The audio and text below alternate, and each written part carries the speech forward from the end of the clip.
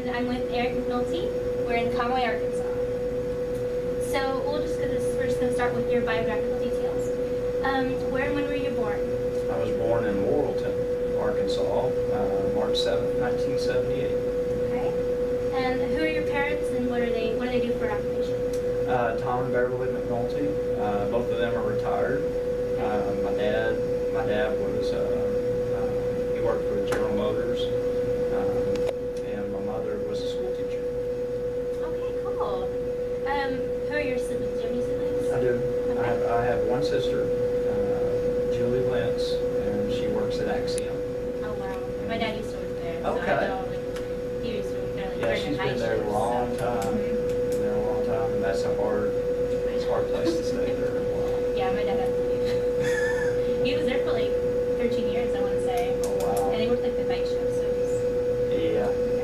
If I was I worked there and was laid off, but Yeah, see, that's I was laid off after a year, but it was the best thing that ever happened to me. Oh.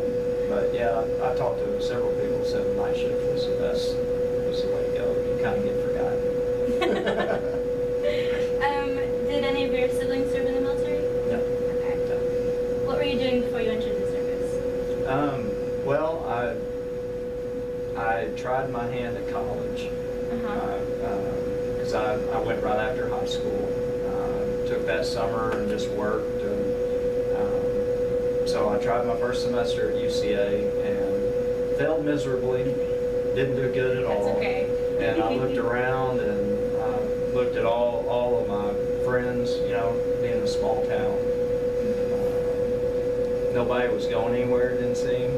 And I was like, I think I need to join the military and get out of here. Why did you go to the military? Well, both my grandfathers were retired from the Air Force. Both of them were Korean and Vietnam veterans, and my uncle was serving in the Marine Corps, and you know, so I'd been around kind of a military disciplined family. Yeah. So I understood, and I was like, I like the challenge, so I was going to do it. Good. That's very valiant. Okay. In which branch of the military did you serve? I served in the United States Marine Corps. Did you enlist or were you drafted? I enlisted. Okay.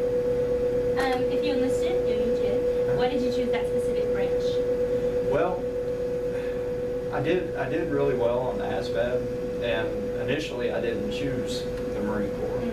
I went to the Air Force to begin with, and I was kind of having both my grandpas were kind of like, you need to join the Air Force, you know, they're the more professional military group, and I was like, yeah, okay. So I went and took the test. I went down to MEPS to be processed, and they set a book in front of me, and I had already chosen that I wanted to do intelligence.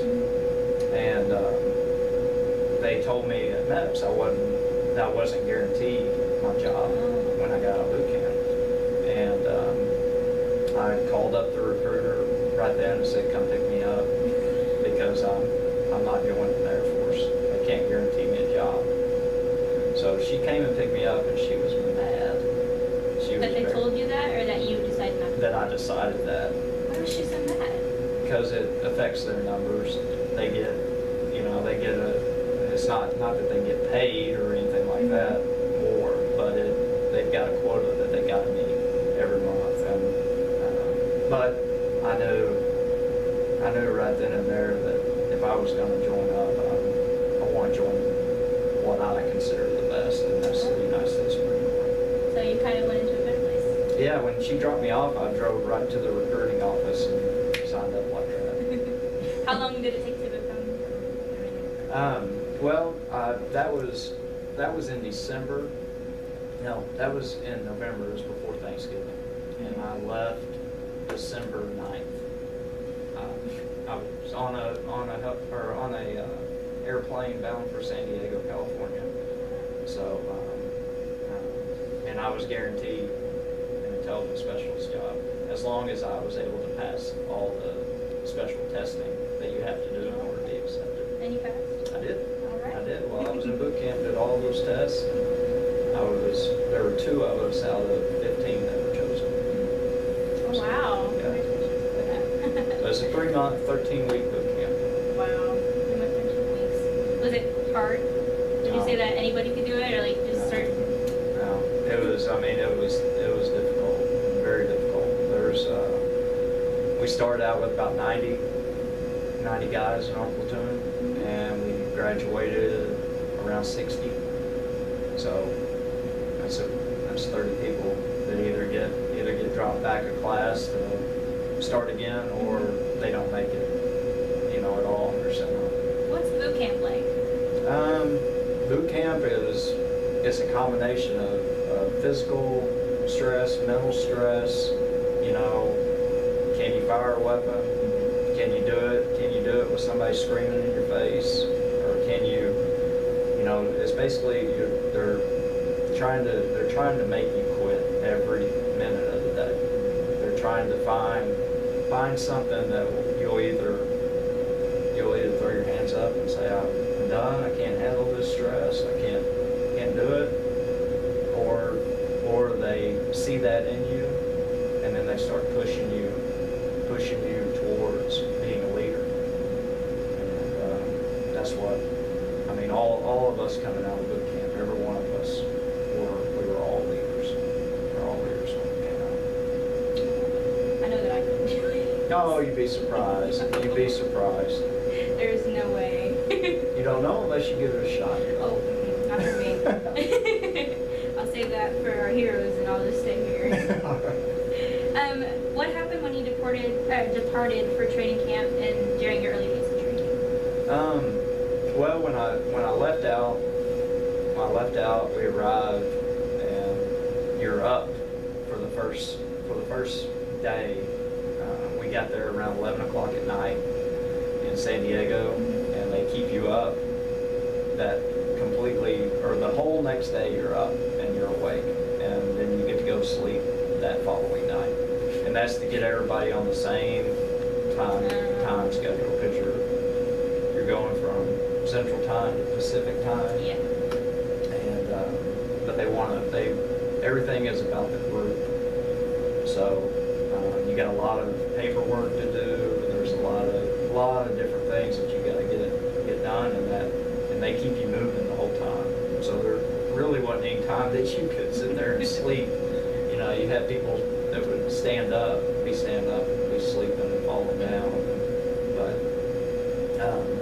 I really enjoyed. I loved the challenge. I was very athletic, and I liked being the camaraderie, being around people my own age from different places. To hear their stories, and it's a good mixing pot of people, because we had people of all different creeds, religion, or colors. I mean, it was a shock. It was a shock to learn why they did this, and they listen to you as well. So got to meet our drill instructors, and I had an awesome group of them guys. They were all of them had served in the Persian Gulf.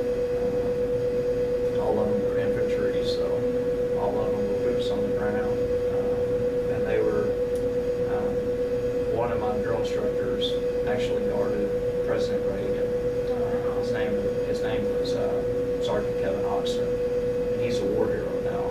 He is retired now. He retired as Sergeant Major, but I kept in contact with him. He was an awesome guy from Texas. Yeah, All right. awesome guy. Did he talk about his time with Reagan on that? Yeah, he did. Basically, his role was to greet the president when he got off of the helicopter. Oh, wow. So if you ever watch the news and you see the president getting off the helicopter, there's always a Marine guard, and the Marine will sit there and stand at attention and salute until the president goes by. So that was his role. So it was a pretty neat gig. He liked it. Cool. I could do that part. Yeah. Not everything else he has to do. Did you receive any specialized training? Yes. While I was in the Marine Corps, I went through the basic intelligence school.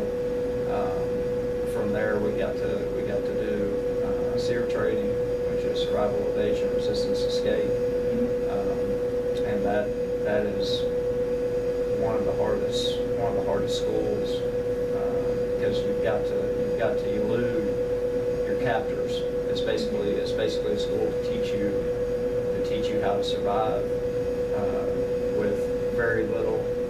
You know, you got nothing to eat, and you've got to make traps in order to catch your next meal. Lots of that was probably one of the toughest. That was the toughest school, and it's where a lot of your special forces, they have to go through this as well. But as an intelligence specialist, you have to go through school. So that school, you know, the counterterrorism training, the interrogation training, all those things were they were intense. They were intense to say the least. And every school that you go to, and I can't say for other branches, but the Marine Corps is, of course, very, very strict.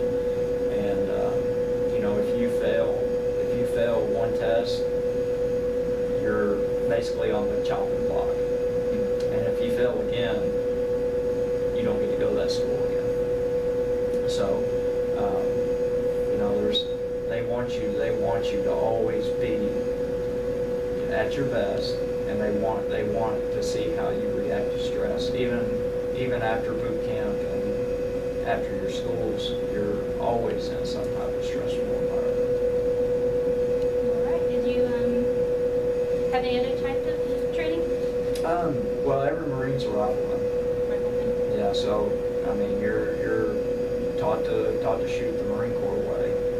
And have you been familiar with guns before? yes. Yeah. Yes. I hunted as a child and a teenager, and so I was familiar, but I wasn't familiar with assault rifles and 50 cals and Mark 19 automatic grenade launchers, and you just get.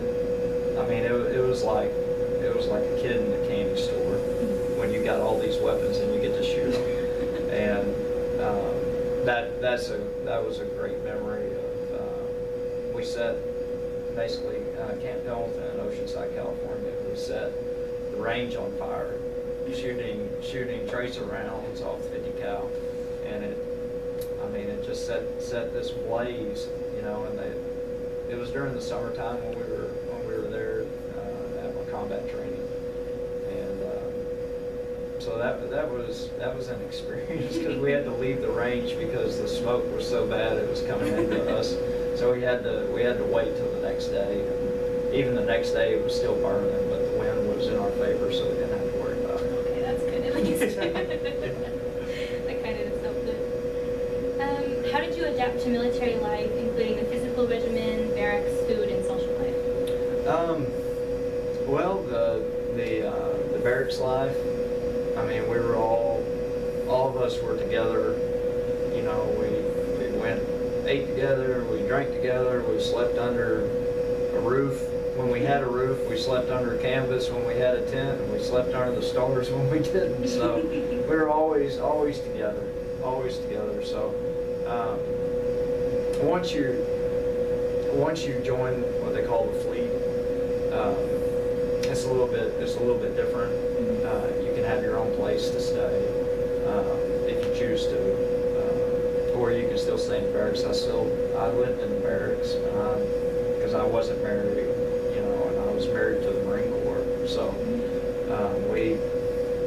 I enjoyed. The food was great. The food was great. I had no complaints on the food. In fact, I was at the time anywhere from 200 to 215 pounds, which is hard to believe when you look at me now. But so we were fed well. The physical, I love to run, you know. So I would typically run on my own. I would run at least 10 miles a day on my own. That's not counting That's not counting, company runs and PT, what they call PT, in the morning and the afternoon. So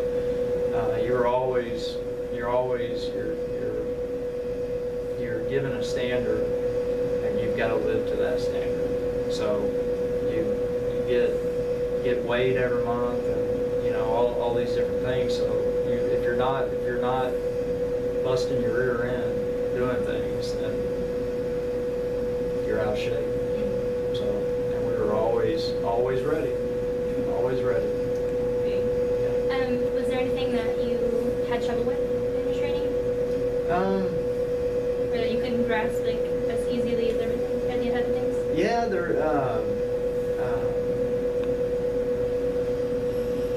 trying to think back at all probably the biggest thing to get over is that you're not able to leave when you want to leave.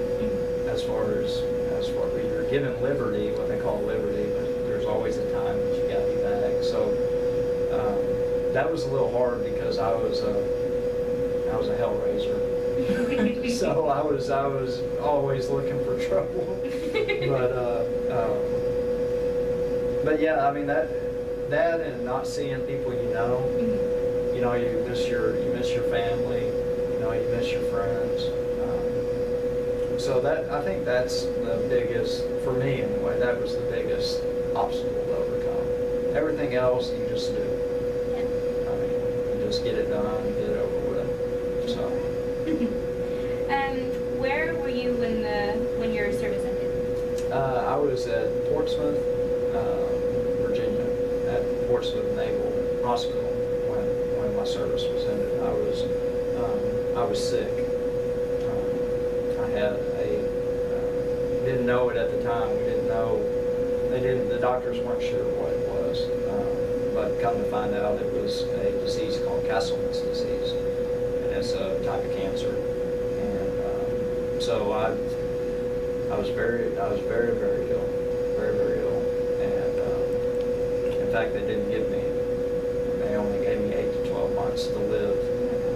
So they sent me, as soon as we got those news, they sent me home, and what they call terminal leave. You're just waiting on your discharge paperwork. But the Marine Corps took very good care of me. They made sure that since it was service connected, they made sure that I was taken care of, and I would be taken care of for the rest of my life. So I was retired medically. Was that because of your injury? Yeah. Yeah. Yeah. That's because of and I don't think they foresaw me living very long either. Even though I told them, told them flat out, because I fought to stay in. I wanted to stay in, but no. Once you're given a prognosis like that, there's no way that they're going to keep you on it, because, and there wouldn't have been a way I could have continued being physically ready. Mentally I was there, but to be physically. How were you received by your family and community? Oh, very, very well. When I came home, I mean, it was like you put on that uniform, those dress blues. Marine Corps. I don't care what anybody says. Marine Corps has hands down the best looking dress uniform there is. So you wear that dress uniform, you go to the airport. That's the closest you could be to a rock star than without being one. So yeah, I mean, my family always very supportive, and my friends, they kind of looked up to me a little bit when I got back, because a lot of them said, "There's no way you're not going to be able to do that. There's no way," And I came back and proved them wrong. So yeah, and the community, over the years, I've been a part